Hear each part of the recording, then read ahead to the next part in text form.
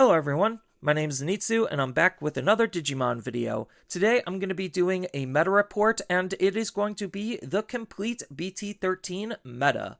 So I know I did kind of a part 1 where it was just covering the first half of BT13 before any of the changes thanks to RB01 and the starter decks. So this is going to be covering that in a bit of a review on top of all of the new data that we gotten since then, because BT13 was quite a long format and meta for us to be in. So one thing is important is kind of defining how I do my tier lists. Tier lists are separated based on how much percent representation that it has been in the top 16 for the whole format. This isn't the most perfect method, but based on how I've been collecting and organizing the data, this is just the best of what I can do. So tier 1 is basically going to be anything that's going to be 15% or more representation in top 16.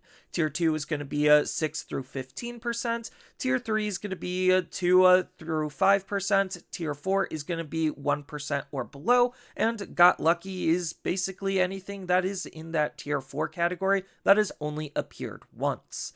So any deck that is good enough to make it into top 16 is something that I would say is competitively viable, even though my tier lists don't necessarily reflect other decks outside of what has topped in top 16. That's why if it hasn't broken into top 16, I would probably just define it as rogue until it proves itself otherwise. But there's just a lot of strong decks in the game, and it's hard to categorize each one individually without any data to back it up. So what did the meta look like halfway in? This basically is just covering the review of what I talked about in part 1 of BT13's meta breakdown, and well, back then, Shine was the top deck. There was 18 different decks that were able to make it into top 16, and Red Black Greymon is not separated into the two specific decks, which is going to be Black War Greymon and War Greymon that comprise it, just because the decks were very similar, and we have to note that this was before RB1 and the starter decks. So this is just the first portion of BT13, and I'd say it was still a pretty solid and diverse spread. So what does the meta look like now is the real question now that BT13 is over. So the top deck is, well, still Shine, and he has a strong showing, and he stayed pretty strong throughout the rest of the meta. So the rankings are very similar to the halfway points, just a couple of small changes here and there based on the number of decks that were added, and the placements shifted based on how many times the deck was actually able to keep itself in top 16s. So there was a total of 19 events in this whole format, which means out of looking at all of the top 16s, there was about 304 decks spanning 4 months of competitive play. So we have to keep in mind that the subtle changes to the format were introduced halfway with the starter decks and RB1. So as far as getting more into the nitty-gritty with the tier list, it seems like Shine still is the only technical tier 1 deck just because of its overall representation and how many times it was actually able to top and keep topping throughout all of the different events. But that doesn't mean it was the only good deck, just because Hunter's Red Black Greymon, more specifically on Black War rather than War Grey, but there were a couple of War Greys, Royal Knights, Blue Flares, Bloomlord, and Red Hybrid were still able to have relatively strong showings and were very competitive decks that also could take games off of Shine. Belphemon, Alphamon, Machinedramon, Ulforce, Beelzemon, Black War Greymon, OTK, Mirage Galgamon, and Melga were still relatively strong decks that could be able to make it into top 16. They just struggled a little bit more than what was in tier 2. Then Security Control, Dorbic OTK, Merva, Crosshearts, Jesmon, Bielstar, and Gamamon were all still relatively decent decks, but the power gap isn't necessarily that much farther between what was in tier 4 and tier 3, and even the Got Luckies still had potential to be able to continue to top in the hands of the right person with the right type of a run in an event. So thinking about our BT13 meta, I also like to look at what Japan did for their BT13, considering our BT13 was relatively similar to theirs. We just had a couple of exclusions and shifts around based on the card pool that we had.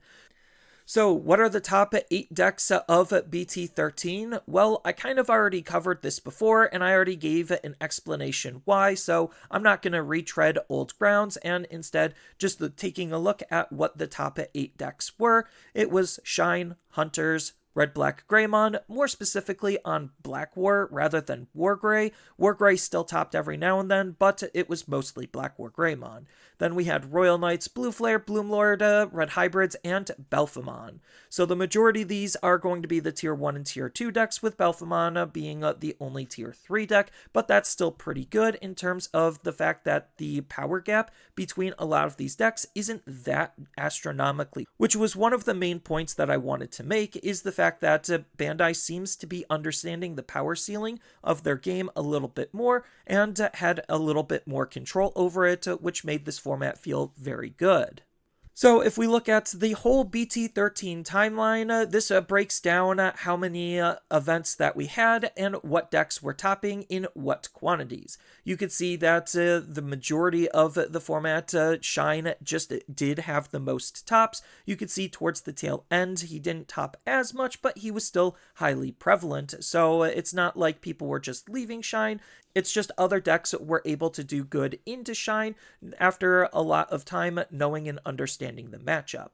So I think that this is a pretty diverse spread in terms of the amount of decks that we had and what was able to top in what quantities.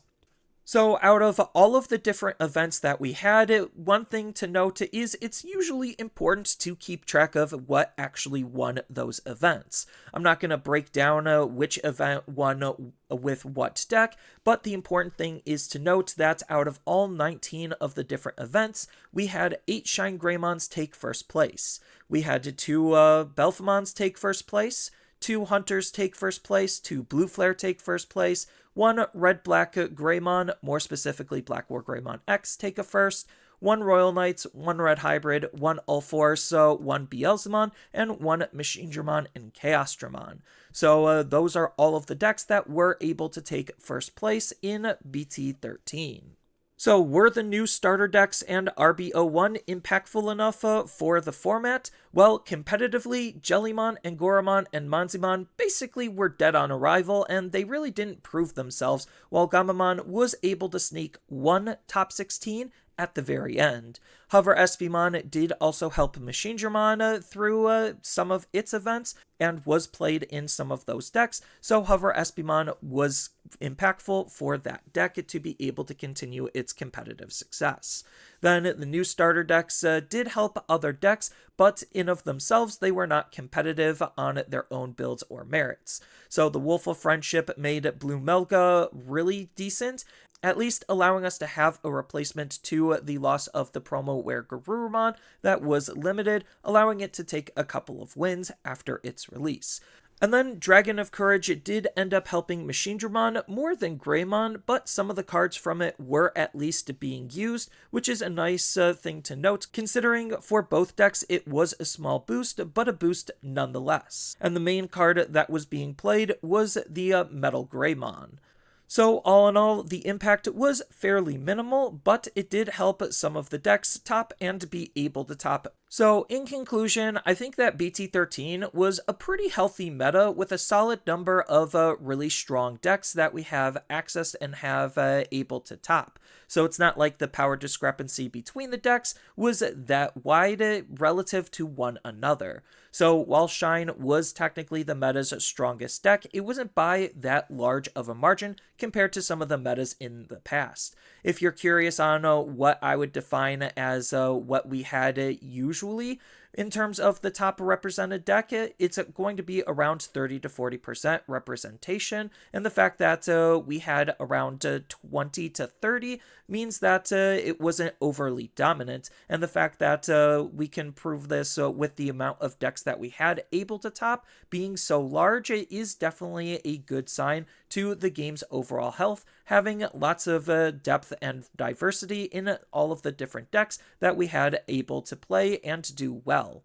and I just hope that in BT14 this trend continues. So far, based on the early results, it feels like it is, because it seems like a lot of the decks power-wise are trying to catch up to what Shine was able to do rather than exceed it, and I think that's the metric that Bandai kind of needs to go with, is they don't necessarily need it to always make something new and overpowered, and they just need to catch up a lot of decks and have new decks not necessarily break through that power threshold.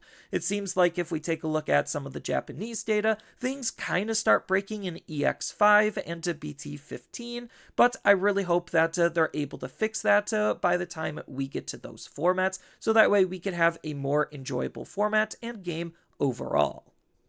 So that's all I really have for this video. As always, feel free to tell me your thoughts down in the comments below, and down in the description below are a couple of different ways you could support me and the channel. So I do have a TCG Player affiliate link, so when you use that link to buy cards off of TCG Player, then some of that money will go to supporting me and the channel. I also do make and sell playmats over on Overcard Gamers on Facebook, so when you buy a playmat with my design, then some of that money will also go to help supporting me and the channel. And on top of all of that, I do have a Twitch account over on twitch.tv/Zenitsu, so giving me a follow and a subscription also helps support me there, and I do play Digimon on top of various other games on that platform as well. So thank you everyone for watching, and as always, don't forget to like, share, and subscribe for more content, and I'll see you in the next video.